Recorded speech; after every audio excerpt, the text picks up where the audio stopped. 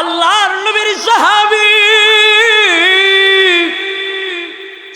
ওই মক্কার কাফের বেঈমানদের বিপক্ষে যখন আসেম রাদিয়াল্লাহু তাআলা আনহু ইসলামের পক্ষ নিয়ে যুদ্ধ করলেন, কাফের বেঈমানেরা ঘোষণা দিয়ে বসলো আল্লাহর নবীর সাহাবী আসেম রাদিয়াল্লাহু তাআলা আনহুর মাথা যে কাটতে পারবে, মাথা যে কেটে এনে দিতে পারবে, তাকে 100 উট পুরস্কৃত দেওয়া হবে, 100 উট পুরস্কার দেওয়া হবে। কিছু কাফের বেঈমানেরা আল্লাহর নবীর সাহাবী আসেম রাদিয়াল্লাহু তাআলা আনহুর পিছনে লাগা গেল মাথা কেটে নেওয়ার জন্য, মাথা কেটে আনার জন্য। মাথা কেটে এনে দিতে পারলে 100 উট পুরস্কৃত হবে। এই আশায় যখন কাফের বেঈমানেরা আল্লাহর নবীর সাহাবী আসেম রাদিয়াল্লাহু তাআলা আনহুকে মাথা কাটার জন্য যখন চিন্তা ভাবনা শুরু করলো, বিভিন্ন নাটক আরম্ভ কইরা দিল। মুহাদ্দিসিনে কেরাম বর্ণনা করেন কিছু কাফের বেঈমান আল্লাহর নবীর দরবারে যাইয়া নবীর হাতে হাত রাখিয়া কালিমা পয়রা মুসলমান হয়ে গেল। মুহাদ্দিসিনে কেরাম বর্ণনা করেন আসলে তারা মুসলমান নয়, 14 বেশ ধারণ করেছে আসেমের মাথা কাটার জন্য, আসেমের মাথা কেটে নেওয়ার জন্য।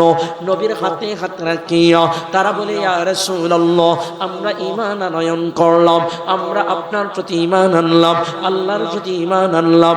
আসলেও তারা ঈমান আনে নাই, আসেমের মাথা কেটে 100 উটের আশায় তারা আল্লাহর নবীর হাতে হাত রাখা কালিমা পয়রা সাময়িকের জন্য মুসলমান হয়েছে। লম্বা আলোচনা, শুধু বলতে চাই একটা মানুষ যখন বিপদে আপদে সাহায্য চায়, মহান রব তারে কেমন কইরা সাহায্য করেন, কেমন কইরা দয়া করেন, কেমন কইরা সাহায্যের হাত বাড়ায়া দেন। মুহাদ্দিসিনে কেরাম বর্ণনা করেন আল্লাহর নবীর সাহাবী আসেম রাদিয়াল্লাহু তাআলা আনহুর মাথা কাটার জন্য তারা যখন এমন সিদ্ধান্ত নিল, 14 বেশ ধারণ করলো, নামে মুসলমান হইয়া যখন নবীর দরবারে তারা হাজির হইল, নবীকে ডাইকা ডাইকা বলে ইয়া রাসূলুল্লাহ, ইয়া হাবিবাল্লাহ, আসেমকে আমাদের সঙ্গে দিয়া দেন, কেননা আসেমের ওয়াজ আমাদের ভালো লাগে, আসেমের কথাবার্তা ভালো লাগে। আমরা আমাদের এলাকায় চলে যাব, যাওয়ার পর আরো এলাকার মানুষদেরকে সঙ্গে নিয়ে ইসলাম ধর্ম গ্রহণ করাবো, আসেমের কাছ থেকে দিন শিখবো, কোরআনের তালিম নেব। আমার দয়ার নবী মায়ার নবী ভাবলেন কথা তো খারাপ না, আসেমকে যদি তোমাদের সঙ্গে দিয়ে দেয় ওই এলাকার মধ্যে ইসলাম প্রচার হবে, ওই এলাকার মধ্যে মাওলার দিন প্রচার হবে। আসেম রাদিয়াল্লাহু তাআলা আনহুকে যখন ওই মক্কার কাফের বেঈমানদের সঙ্গে 14 বেশি মুসলমানদের সঙ্গে যাওয়ার অনুমতি দিল, কিছুদিন নেওয়ার পর ওই মক্কার কাফের বেঈমানগুলো তাদের আসল রূপ দেখাইলো। আসেম রাদিয়াল্লাহু তাআলা আনহুকে ডাইকা বলে আসেম, আসলেও আমরা মুসলমান শুধু নামই হয়েছি, মুসলমানের 14 বেশ ধারণ করেছি, আসলেও আমরা মুসলমান নয়, আমরা কাফেরই রয়ে গেলাম। কিন্তু ওই সুলাফা নামক কাফর সে ঘোষণা করেছে তোমার মাথা কেটে নিয়ে যেতে পারবে, তাকে 100 উট পুরস্কার দেওয়া হবে। তাই তোমার মাথা কেটে নেওয়ার জন্য মুসলমানের 14 বেশ ধারণ কইরা তোমারে আমাদের সঙ্গে নিয়ে যাচ্ছি, এখনো সময় আছে, তুমি আমাদের হাতে ধরা দাও, না হয় কিন্তু কোনোভাবেই বাঁচতে পারবে না। আল্লাহর নবীর সাহাবী আসেম রাদিয়াল্লাহু তাআলা আনহু ডাইকা বলে রে মক্কার কাফের বেঈমান,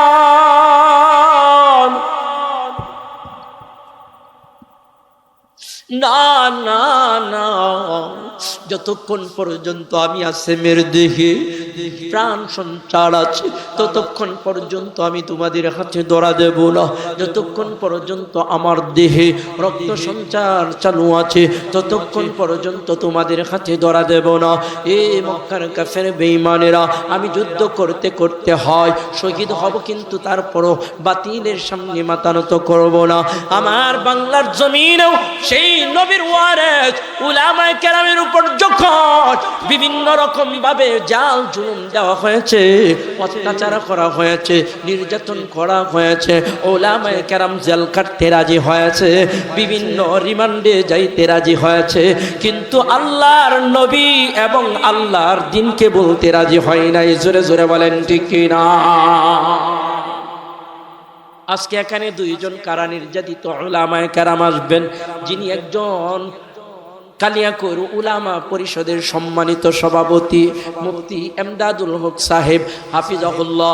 এছাড়াও আরেকজন আসবেন যিনি সারা বাংলাদেশে এক নামে চেনে, রফিকুল ইসলাম মাদানী সাহেব হাফিজাহুল্লাহ। ওই উলামায়ে কেরামকে যখন রিমান্ডে নিত, তাদের কথা ছিল রিমান্ডে নাও, একদিন তো না, এক মাস কেন, সারা বৎসর নিলেও কোনো অসুবিধা নাই, কিন্তু আল্লাহর কথা এই জবান থেকে বন্ধ করা যাবে না। জোরে জোরে বলেন ঠিক কিনা?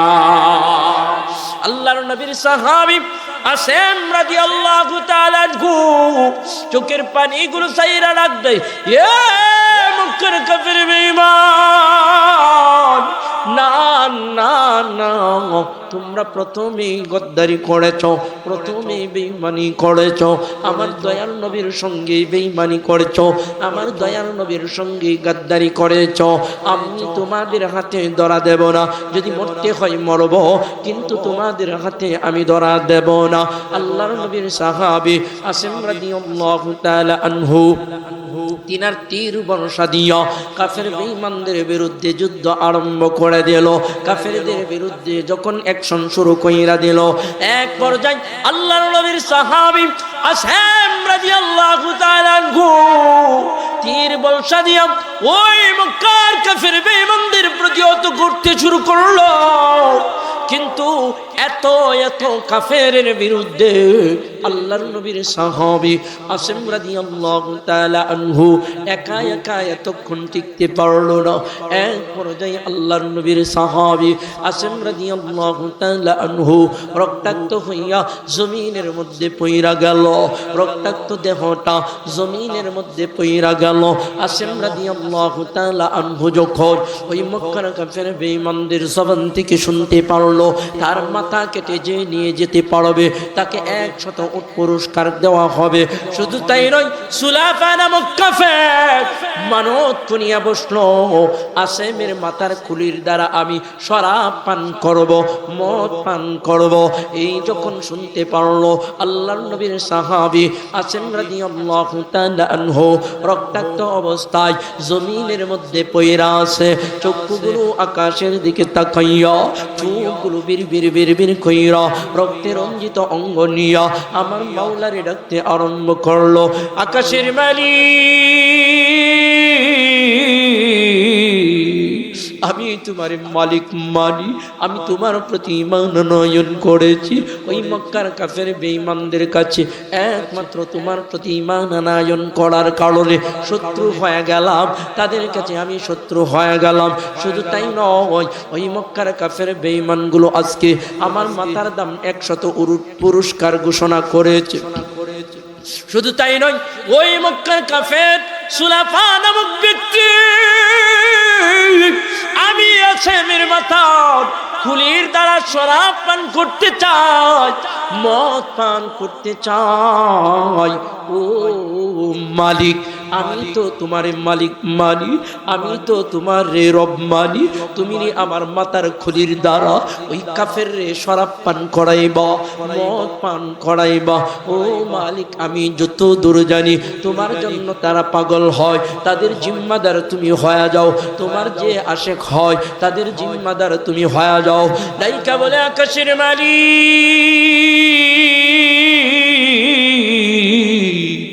আমি যদি তোমার কাছে প্রিয় হই, আমি যদি তোমার প্রকৃত গোলাম হই, আমি যদি তোমার প্রকৃত আশিক হই, আমার মাথার খুলির দ্বারা শরাব পান করাইও না, আমার মাথার খুলির দ্বারা মদ পান করাইও না। আমি আসেন চাই না আমার মাথার খুলির দ্বারা ওই মক্কার কাফের সুলাফা মদ পান করো, আমার মাথার খুলির দ্বারা।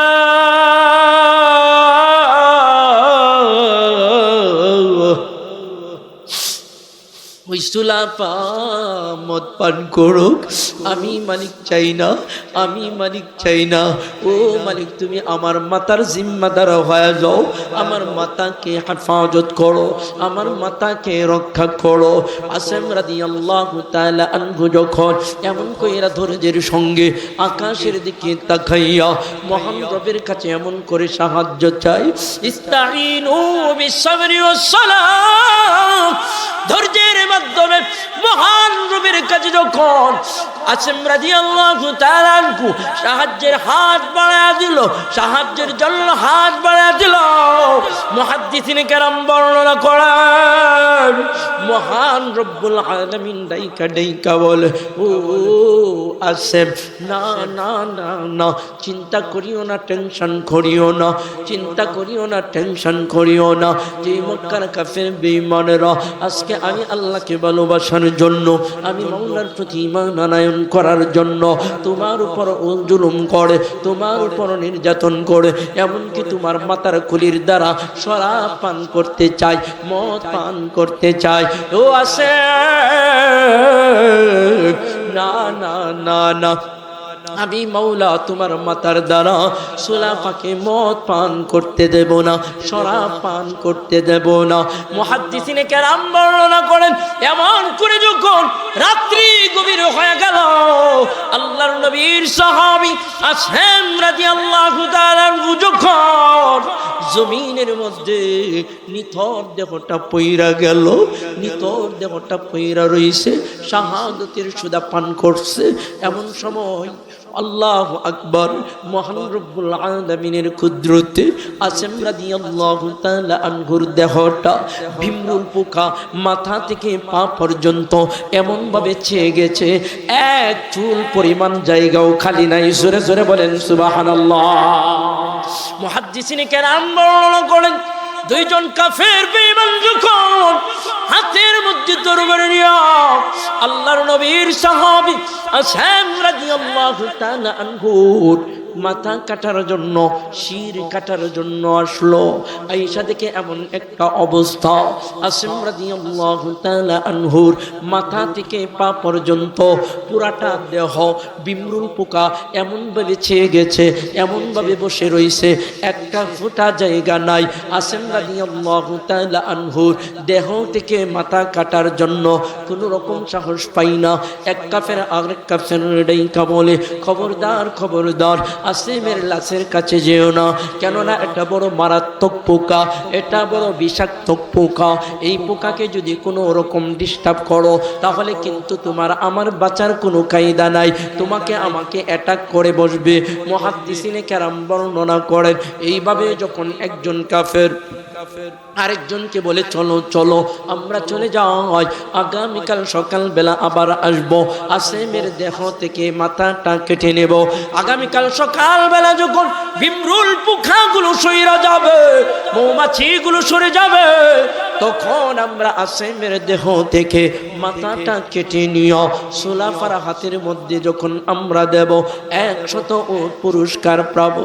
মুহাদ্দিসিনে কেরাম বর্ণনা করে এমন চিন্তা ভাবনা কইরা কাফের বেঈমানরা যখন রাত্রি বেলায় চইলা গেল, পরদিন সকালবেলা আসেম রাদিয়াল্লাহু তাআলা আনহুর দেহ থেকে মাথাটা নেওয়ার জন্য আল্লাহর কি কুদরত, রাত্রি বেলায় আকাশ থেকে এত বেসুধারে বৃষ্টি আরম্ভ হয়ে গেল, এত বেশি বৃষ্টি হইল যে বৃষ্টির পানিতে মহান রব্বুল আলামিন আসেম রাদিয়াল্লাহু তাআলা আনহুর দেহটা পানির মধ্যে কোথায় যেন ভাসিয়ে নিয়ে গেল, কাফের বেঈমানেরা আর খুঁজা পাইল না। জোরে জোরে বলেন সুবহানাল্লাহ। আমার মাওলার ডাক দে, গোলাম, সমাজের মধ্যে তুমি কম দামি হইতে পারো, সমাজের মধ্যে তোমার দাম কম হইতে পারে, তুমি যদি আমি মাওলার দরবারে হাত বাড়ায় দাও, আমি মাওলার কাছে যদি তুমি সাহায্য চাও, আমার বাউলা ডাক দেই, বললাম আমি তোমার সম্মান বাড়ায়া দেব, আমি তোমারই সাহায্য করব, আমি তোমার সম্মান বাড়ায়া দেব। আল্লাহু আকবার। আল্লাহর নবীর সাহাবী বিলাল রাদিয়াল্লাহু তাআলা আনহু যখন ঈমান আনয়ন করলো, মক্কার কাফের বেঈমানগুলো যখন জেনে ফেললো, ডাইকা বলে বিলাল যদি বাঁচতে চাও ঈমান ছাড়ো, যদি বাঁচতে চাও নবীকে ভুলো, যদি বাঁচতে চাও তোমার মাওলারে বলো। আল্লাহর নবীর সাহাবী বিলাল রাদিয়াল্লাহু তাআলা আনহু হাফসি গোলাম ছিল, তার কুল কদর ছিল না মক্কার কাফের বেঈমানদের কাছে। মক্কার মানুষের মধ্যে কোনো দাম ছিল না, মক্কার মানুষের কাছে কোনো দাম ছিল না। কিন্তু আল্লাহর নবীর সাহাবী বিলাল রাদিয়াল্লাহু তাআলা আনহু মক্কার কাফের বেঈমানকে ডাইকা বলে, এ মক্কার কাফের বেঈমান, না না না, আমি বিলাল মরতে রাজি, কিন্তু আমি ঈমান ছাড়তে রাজি না। আমি বিলাল মরতে রাজি, কিন্তু আমি আল্লাহর প্রতি থেকে ঈমান ছাড়তে রাজি না।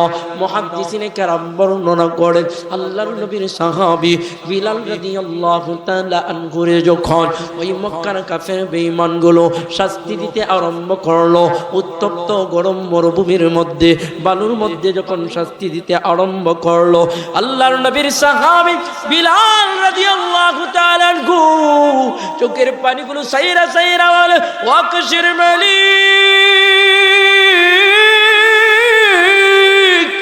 হয়তো আমি মক্কার কাফের বেঈমানদের কাছে দাবি না। তোমার নবী বলেছে, তুমিও বলেছ, তোমার গোলামি যারা করবে, তোমার দাসত্ব যারা করবে, তাদের তুমি দামি বানাইবা। ও আল্লাহ, দুনিয়াতে দামি না বলো, কিন্তু আখিরাতের মধ্যে দামি বানাইতে চাও, আখিরাতের মধ্যে দামি হইতে চাই। আল্লাহর নবীর সাহাবী বিলাল রাদিয়াল্লাহু তাআলা আনহু হাবশী গোলাম হওয়া সত্ত্বেও ঈমান আনয়ন করার কারণে আল্লাহ তাআলা তার দাম বাড়ায়া দিয়েছেন। জোরে জোরে বলেন ঠিক কি না? আল্লাহর নবীর সাহাবীরা আল্লাহর দিন মেনে আল্লাহর কাছে সাহায্য চাইতো, যার কারণে আল্লাহ সম্মান বাড়ায়া দিয়েছে। বলতেছিলাম ওই গোলামের কথা, কালজবী ওই ঘটনার কথা। ওই গোলামের ঘরে যখন আলোর রোশনি আকাশ থেকে নাজিল হয়, জলমল কইরা যখন নাজিল হয়, মালিক মনে মনে ভাবলো, আমি একটু বেড়ার ফাঁক দিয়ে দেখি আমার গোলামের কি অবস্থা, আমার গোলাম কি এমন আমল করে।